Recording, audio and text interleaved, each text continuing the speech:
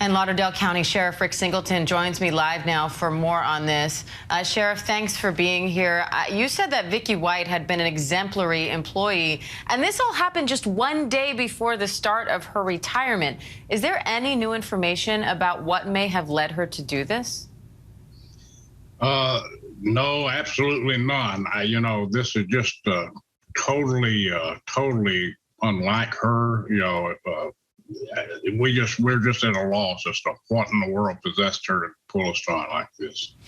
Now, you said before that she and Casey had a special relationship. What more can you tell us about that? Well, we know that Casey White was in our facility back in 2020 when he was arraigned on these capital murder charges. He was returned to the Alabama Department of Corrections after that arraignment and brought back here February 25th of this year to begin the trial process for pretrial hearings, etc.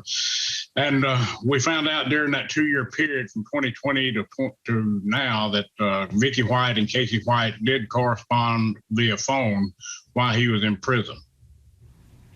Now, Vicki died from a reported self-inflicted gunshot wound. How is that determined? That was determined by the local authorities up in Evansville. I'm not sure how they determined that. I did, of course, we heard the audio a little earlier from the phone call that she was on the phone with dispatchers, telling them that she had the gun to her head, etc. So I'm sure that was part of the basis for that conclusion. And being this was someone you knew, clearly an employee you were fond of, what was your reaction when you found out she was gone? My first reaction was I was relieved they were caught. Then I was initially informed that she had been shot, but was en route to the hospital, so I wasn't sure how serious it was. Later found out, of course, that she had died. And, Vicki worked here for 17 years. Some of our younger corrections deputies, she was like a mother figure to them. And up until Friday, April 29th, she was an exemplary employee. And what happened that day, and obviously the days leading up to that, because, this wasn't done on the spur of the moment. There was a lot of planning went into it.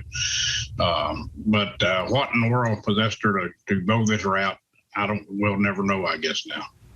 Now, Sheriff, since his arrest, has Casey White made any statements about the jailbreak or their time on the run?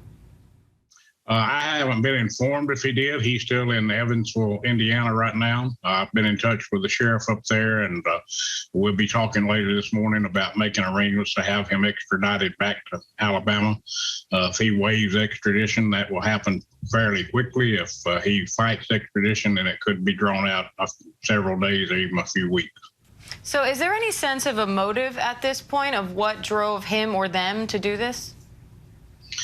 Well, I think his obvious motive is to get out of jail. He's facing a capital murder charge here. He could be getting the death penalty in that charge. What motivated her, only explanation I got is just jailhouse romance. I don't know what else it could be. How crucial were tips from the public to ending this manhunt? Absolutely, Chris. And I said all along that a tip was from the public is what was going to enable us to catch them. We were just waiting on that right tip. And Mr. Simpson, I believe his name is, there in Evansville, he did the right thing. He didn't see something and just dismiss it. In fact, he went the extra mile to make sure and confirm that this was what he thought it was. And my hat is off to him for being so vigilant and persistent. And Sheriff Casey White, he's a suspected murderer. He's now back in custody. What happens to him now?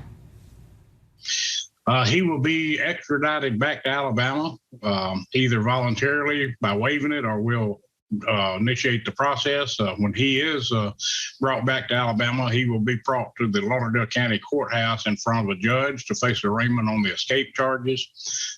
As soon as that arraignment is over, then he'll be transported immediately back to the Alabama Department of Corrections.